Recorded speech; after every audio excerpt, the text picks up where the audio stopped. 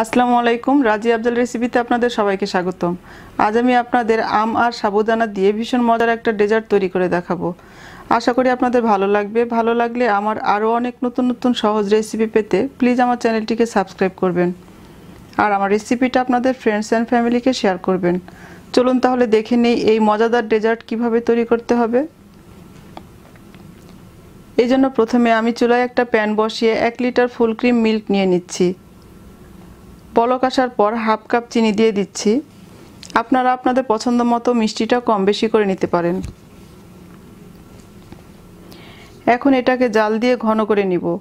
মাঝে মাঝে নেড়ে দিতে হবে, তা না হলে নিচে পোড়া লেগে যেতে পারে। দেখতেই পাচ্ছেন দুধটা ঘন হয়ে অর্ধেক হয়ে গেছে। এখন এটাকে চুলা থেকে নামিয়ে নরমাল হবার পর ফ্রিজে রেখে ঠান্ডা করে নিব। এখন চুলায় হাই হিটে একটা প্যান বসিয়ে পর্যাপ্ত পরিমাণ পানি দিয়ে দিয়েছি। পানিটা বলক এসে গেছে। এখানে আমি হাফ কাপ সাবুদানা ভালোভাবে ধুয়ে 20 মিনিট পানিতে ভিজিয়ে রেখেছিলাম। এখন এর মধ্যে ধুয়ে রাখা সাবুদানাগুলো দিয়ে দিচ্ছি। এবার একটা চামচের সাহায্যে নেড়ে সাবুদানাগুলোকে সেদ্ধ করে নিব। লক্ষ্য রাখবেন পানির পরিমাণ যেন কম না হয়। বেশি পানিতে সাবুদানা সেদ্ধ করলে সাবুদানাগুলো দলা বেঁধে যাবে না, ঝরঝরে থাকবে। যখন দেখবেন সাবুদানাগুলো এরকম কাচের মতো স্বচ্ছ হয়ে গেছে, তখন বুঝতে হবে সাবুদানাগুলো সেদ্ধ হয়ে গেছে। তো আমার এটা হয়ে গেছে। আমি এখন এটাকে নামিয়ে একটা ছাকনায় ঢেলে ছেঁকে নিচ্ছি। এবার এর উপর নর্মাল পানি দিয়ে ধুয়ে নিচ্ছি। এর ফলে সাবুদানাগুলো ঠান্ডা হওয়ার পর আর একটার গায়ে একটা লেগে দলা বেঁধে থাকবে না, ঝরঝরে থাকবে। এখন আমি জেলিটা তৈরি করে নিব। আমি ব্যানানা ফ্লেভারটা ইউজ করেছি, তবে আপনারা ম্যাঙ্গো, স্ট্রবেরি, লেমন কিংবা আপনাদের পছন্দ মতো যে কোনো ফ্লেভারের জেলি ইউজ করতে পারেন। চুলায় মিডিয়াম হাই হিটে একটা প্যান বসিয়ে 2 কাপ পানি দিয়ে দিচ্ছি। পানিটা গরম হলে জেলো পাউডার দিয়ে দিচ্ছি।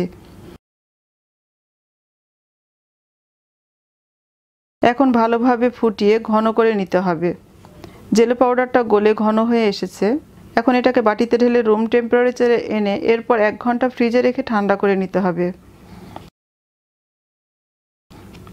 এখন একটা ব্লেন্ডারের জারে সেই ঘন ঠান্ডা দুধটা নিয়ে নিচ্ছি। এর মধ্যে দিয়ে দিচ্ছি হাফ কাপ পাকা আম। এখন দুধের সাথে আম ভালোভাবে ব্লেন্ড করে নিব। চেষ্টা করবেন মিষ্টি আম নিতে।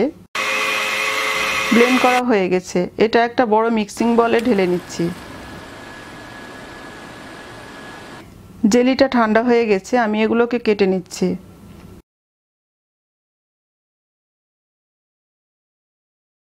এখন সবকিছু মিক্সড করার পালা। এখানে আমি কিছু আম এভাবে ছোট ছোট টুকরো করে কেটে নিয়েছি। এখন এই দুধের মিশ্রণে সাবুদানা দিয়ে দিচ্ছি। দিয়ে চামচের সাহায্যে একটু নেড়ে মিলিয়ে নিচ্ছি। এবার এর মধ্যে টুকরো করে রাখা আম দিয়ে দিচ্ছি টুকরো করা জেলি। এবার সবকিছু ভালোভাবে মিক্সড করে নিলেই আমার ডেজার্টটা রেডি হয়ে যাবে। আমি আপনাদের সার্ভ করে দেখাচ্ছি। দেখতেই পাচ্ছেন এটা কতটা সুন্দর দেখাচ্ছে। গরমে এই ঠান্ডা ঠান্ডা ডেজার্টটি খেতে ভীষণ মজা লাগে। আপনারা অবশ্যই বাসায় একবার ট্রাই করবেন আর কমেন্টে আমাকে জানাতে পারেন আমার রেসিপিটা আপনাদের কাছে কেমন লেগেছে।